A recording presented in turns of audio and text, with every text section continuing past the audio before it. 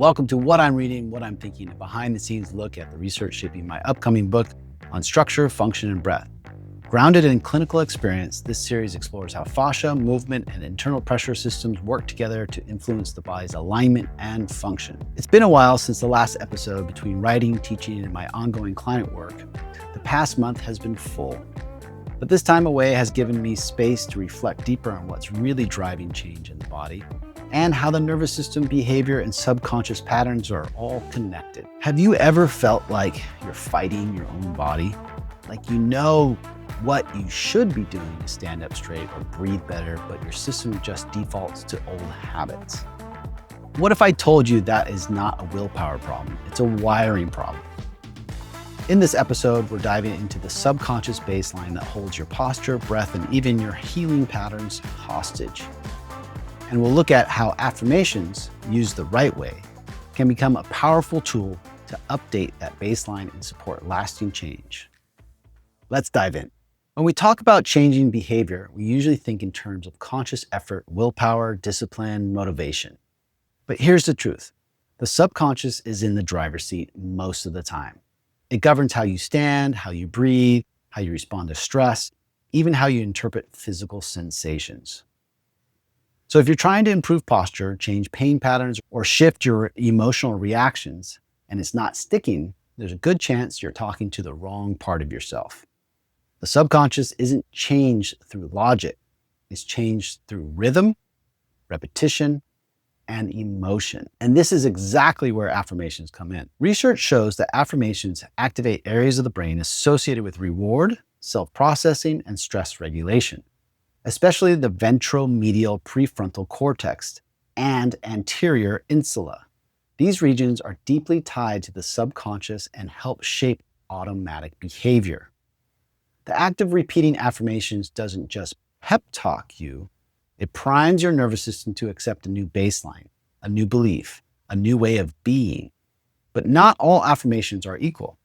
The key is how and when you use them. Here's the method I've used for years to reprogram behavior, dismantle negative self-beliefs, and reinforce new goals. I write my affirmations by hand. This gives the mind-body system something concrete to initiate the imprinting process. I record them in my own voice, keeping them short, clear, and rhythmic. For this, I personally use an app called Think Up. It makes it easy to create a loop and let the track play on repeat.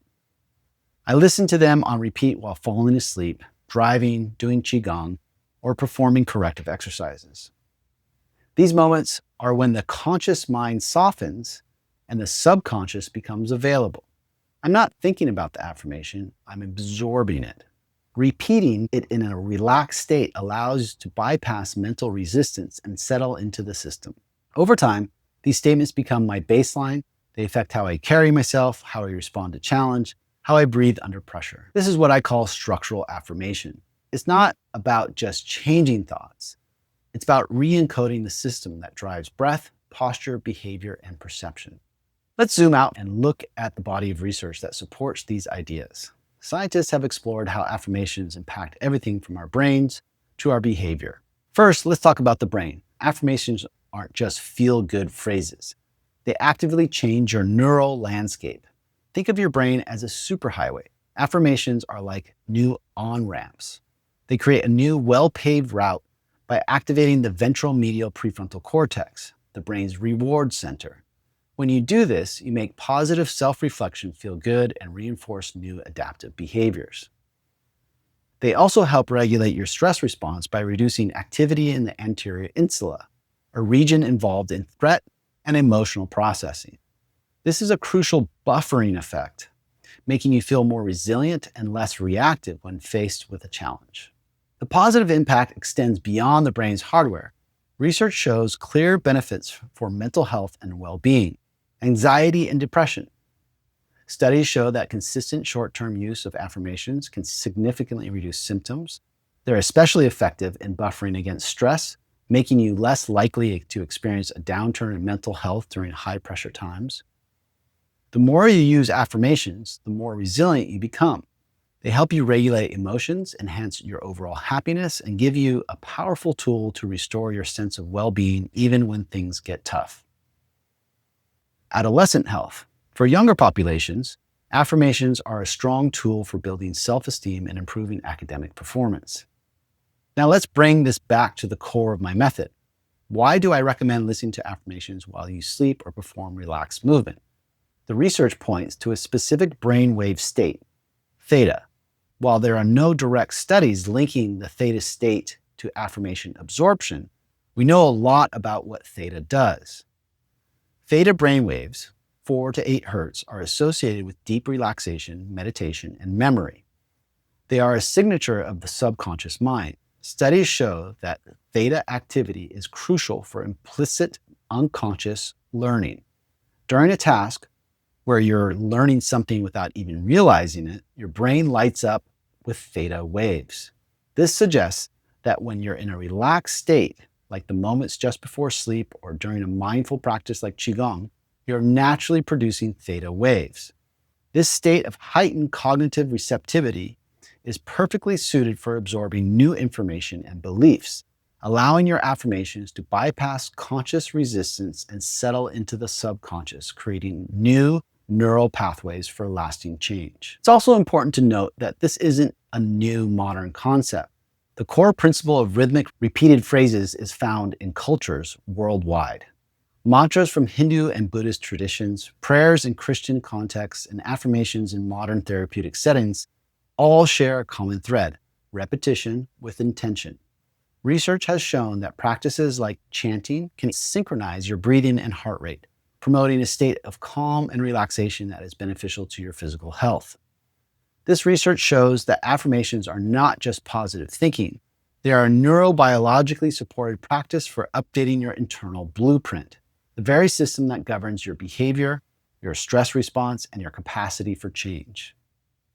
So what does all this research mean for a real person in my clinic? It means that when a client's body won't change, it's often not about the physical body at all. It's a subconscious script issue. We cue alignment, but they collapse into old habits. We train breath mechanics, but they tighten under stress. That's not a willpower issue. That's a subconscious script issue. Affirmations give us a way to write new scripts that say, my breath is calm and full. I move from stability and clarity. I feel safe in my body. These are not just mental mantras. They are instructions for structural change when delivered with rhythm and intent. If you want to explore affirmations for subconscious reprogramming, here's a simple structure I recommend. I've given each step a name to help you remember the process. Step 1, the awareness phase. Ask, what belief or behavior is keeping me stuck? Step 2, the rewriting phase. Write 3 to 5 present tense affirmations. Keep them specific, simple, and emotionally resonant. Examples: I am grounded and relaxed in how I move. My breath supports me through challenge. I deserve ease and alignment. Step 3, the embodiment phase. Record yourself saying them. For this, a tool like Think Up can be a game changer, but your phone's voice memo app works just as well. Use a calm, confident voice. Repetition is more important than perfection. Step 4, the absorption phase. Listen in subconscious states. Play the audio while falling asleep, driving, doing Qigong, or any quiet movement practice. Remember that in these movements, your brain is likely generating theta waves, making it highly receptive to new information. Don't force focus, just let it play in the background. Step 5, the consistency phase. Repeat daily. Let the rhythm do the work. Subconscious change is about exposure, not effort. That's it for today's dive into the research. If you're enjoying this process and want to see how all these ideas come together, make sure to subscribe and stay tuned for the next one. There's a lot more coming. If you try this practice, please let me know how it goes. I want to know. Thanks so much.